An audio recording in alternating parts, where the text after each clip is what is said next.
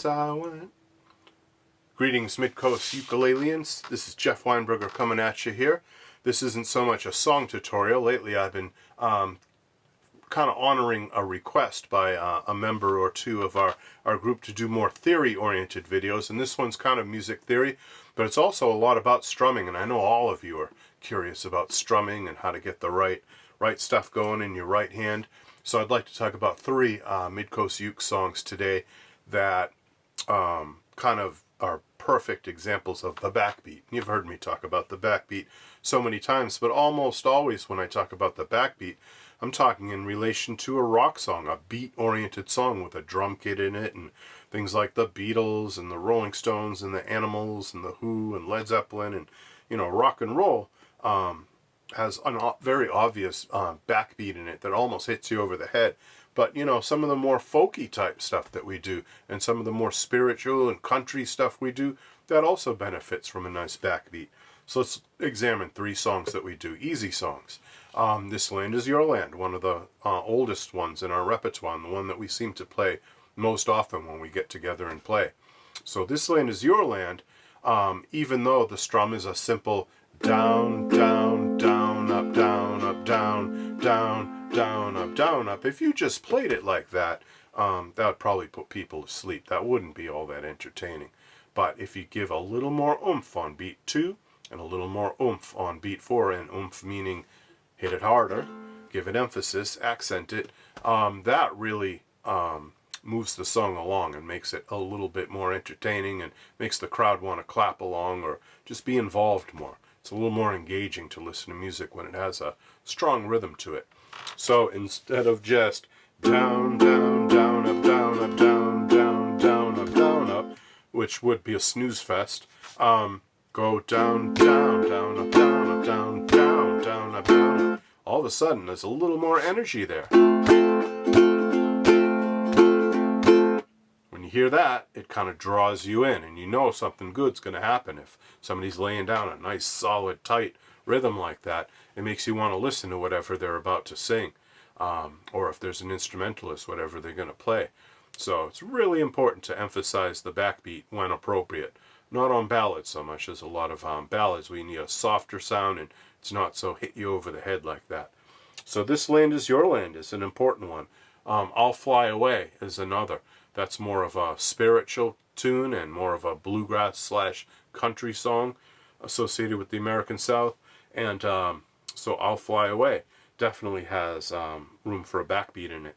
So if we do say I'll Fly Away in G, some bright morning, that key, land is over, that C, I'll fly away, G, do that, God's celestial shores, G, D7, back to G. So 3 easy chords. We don't much have to talk about those. We've already done this possibly in other videos, but let's talk about the strum.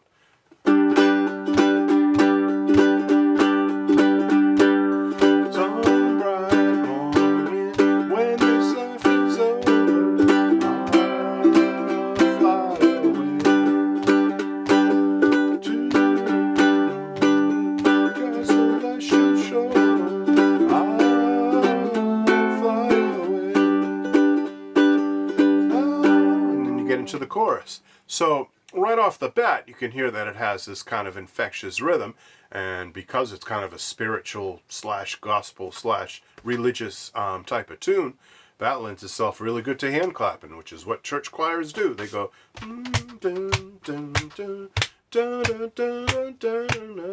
that foot stomping, feel good kind of spiritual Sunday morning church thing is going on in this song big time, and you have to bring that out. If you don't bring that out, you might not, you're probably not performing the song as it was intended to be performed.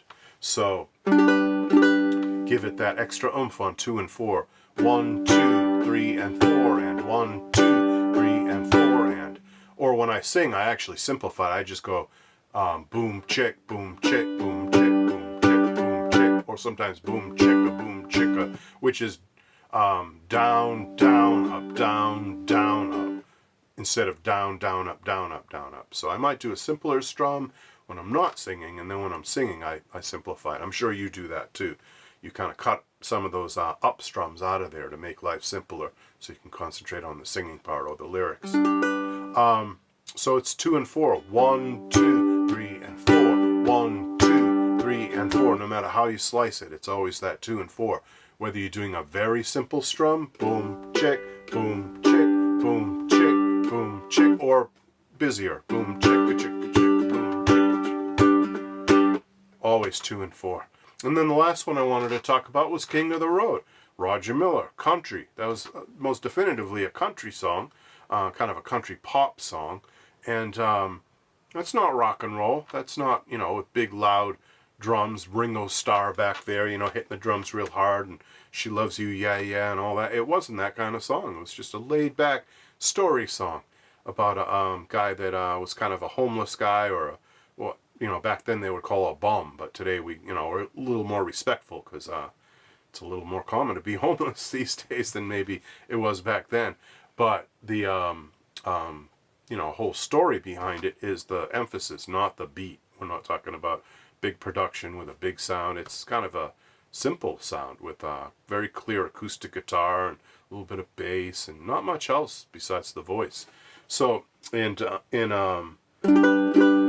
of the Road, we're talking about trailer for sale, rent, rooms to let 50 cents, no pool, no pets, I ain't got no cigarettes, but 3 hours of pushing broom costs a 8 by 12 4-bedroom. I'm a man of means by no means, king of the road. So the really cool thing about that is that you have a slow pace. It's kind of a lazy, laid back kind of pace, and you don't have to change chords really fast, so you can really put a lot of feeling into your strum. You don't have to be mindful of the lyrics. I messed the lyrics up just then, trying to do them from memory, but that's all right. I'll work on it. I'll get those lyrics together. But did you hear that backbeat? 1, 2, 3, and 4, and 1, 2, 3, and 4, and 1, 2. So whether you're doing a complicated strum,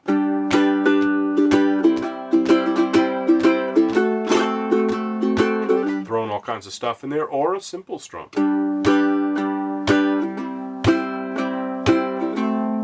always has the backbeat. So that's the lesson for today, is the backbeat is not just a rock and roll thing. It's not just for rowdy, high energy, teenage kind of music from the 50s and 60s and 70s. It actually fits a lot of the other types of tunes we do that are more folk, more acoustic oriented. All right, Midcoast Ukers, I hope you enjoyed this. I hope you learned a little something about the backbeat. And as always, be sure to like, be sure to subscribe, be sure to click the notify bell. And we all know where the song sheets are, so you don't have to go to Patreon or anything to find the song sheets, but go to midcoastukes.org and they will be right there for absolutely free. All right, Midcoast Ukers, you take care. Bye-bye.